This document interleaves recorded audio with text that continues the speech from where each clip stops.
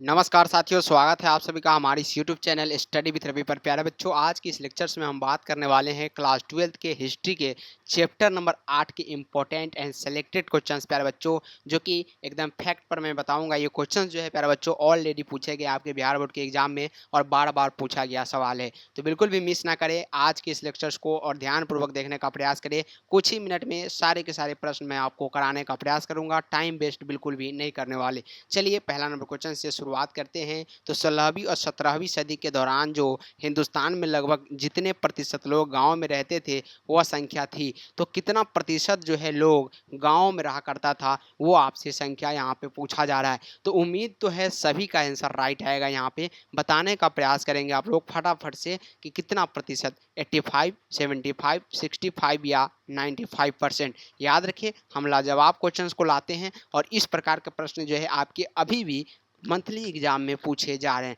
तो उम्मीद तो है ये क्वेश्चंस आपसे 100% पूछे जाएंगे। 85% याद रखिएगा। 16वीं 17वीं शताब्दी के दौरान जो है हिंदुस्तान में करीब करीब 85% लोग गांव में निवास करते थे और जो थे वो छोटे खेतिहार और भूमि भूमि यहाँ पे भूमिहार भ्रात दोनों ही कृषि उत्पादन से जुड़े थे।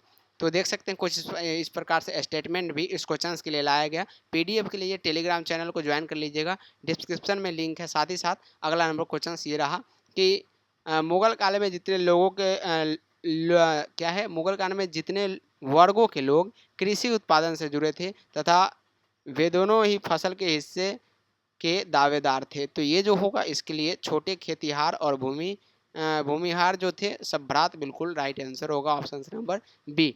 16वीं सदी में प्यारे बच्चों राइट आंसर क्या होगा बताने का प्रयास करेंगे। 16वीं सदी में भारतीय गांव में जो अनेक बाहरी ताकतें दाखिल हुई थी, बताइएगा। 16वीं सदी में भारतीय गांव में जो अनेक बाहरी ताकतें दाखिल हुआ था वो कौन था? तो वो जो था वो कौन था बताइएगा। तीसरा नंबर क्वेश्चन का जवाब कौन था? तो वो जो उपयुक्त में से सभी था। कौन कौन था? मुगल राज्य, व्यापार और मुद्रा एवं बाजार। तो राइट आंसर क्या होगा? डी जो होगा ये राइट आंसर होगा।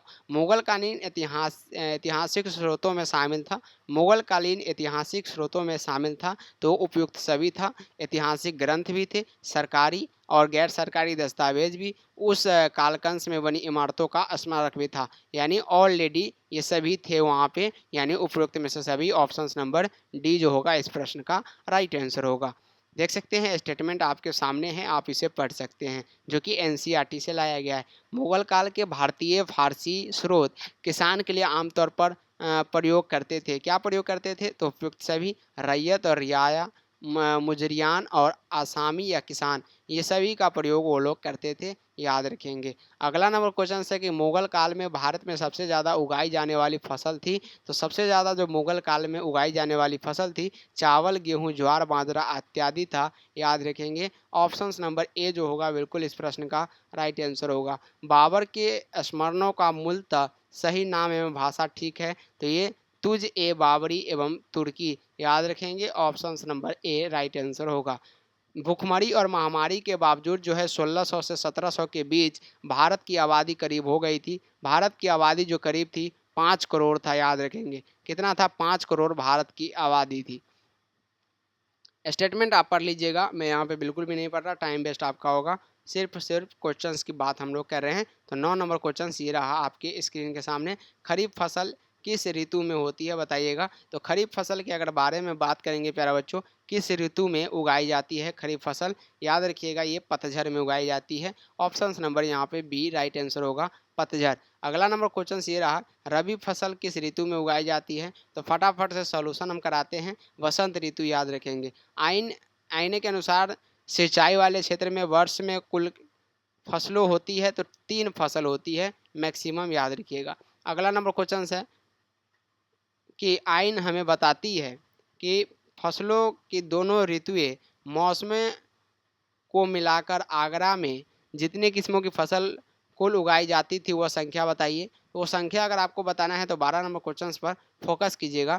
12 नंबर क्वेश्चंस को जूम आउट करना होगा और क्वेश्चंस जो है ये लाजवाब है, ऑलरेडी पूछे जाते हैं। टोटल 39 यहाँ पे, याद रखिएगा। ऑप्शन नंबर ए बिल्कुल राइट आंसर होगा। चलिए, आइन के अनुसार जो है मुगल कालीन दोनों मौसमों में फसल को मिलाकर दिल्ली प्रांत में जितने किस्मों की फसल कल उगाई थी वह संख्या कितना था, तो 43 थी, याद रखिएगा।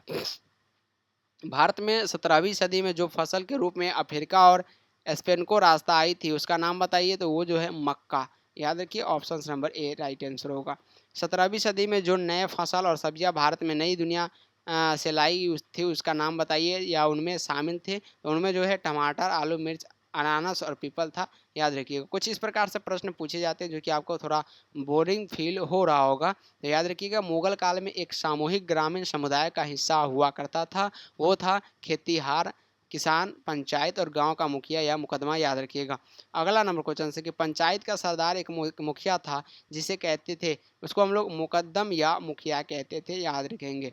अगला नंबर क्वेश्चन है कि गांव के मुखिया, मुकद्दम या मंडल का मुख्य कार्य था। मुख्य कार्य क्या था? गांव की आमदनी व खर्च का हिसाब किताब अपने निगरानी में बनाए रखे, ये उनका कार्य था मुखिया का।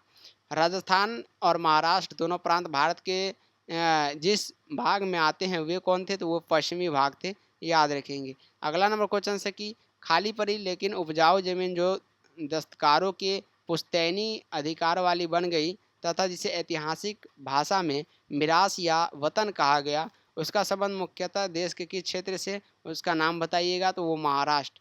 ये महाराष्ट्र से उसका संपर्क था। अगला नंबर है कि अकबरनामा की रचना किसने किया? तो ये अबुल फजल ने किया था। याद रखेंगे। अगला नंबर है आईन अकबरी अकबरनामा के किस खंड से संबंधित है? तो ये जो है तृतीय खंड। याद रखिएगा। नेक्स्ट क्वेश्चन है किस ग्रंथ में भारत की कृषि व्यवस्था, जलवायु, आर्थिक स्थिरता, सामाजिक स्थिरता पर प्रकाश डालती है? तो ये बाबरनामा पर। याद रखिएगा। नेक्स्ट क्वेश्चन की ओर बढ़ते हैं। तो अकबर के समय सूबों की संख्या टोटल कितनी थी? तो 12 थी। कितनी टोटल, सॉरी कितनी थी? 15 थी। याद रखेंगे। और लास्ट क्वेश्चन है अबू फजल की जीवनी आईन अकबरी के किस भाग में वर्णित है? तो ये जो है पंचम भाग में वर्णित है। यार बच्चों 25 क्वेश्चन थे जो कि MBBI है। थोड़ा बोरिंग लग रहा होगा, ये चैप्टर ही ऐसा है। साथ ही साथ लगभग 2 से 3 क्वेश्चन इस चैप्टर से पूछे जाते हैं, जो कि जितना प्रश्न हमने यहाँ पे बताया उससे ही पूछे जाएंगे। तो ज़रूर याद रख ले इस प्रश्न को। साथ ही साथ चैनल को लाइक करें, सब्सक्राइब करें और ज़्यादा से ज़्यादा शेयर करने का प्रयास करें। मिलते हैं फिर से अगले क्लास में। Bye bye and take care. जय हिंद एंड जय भारत।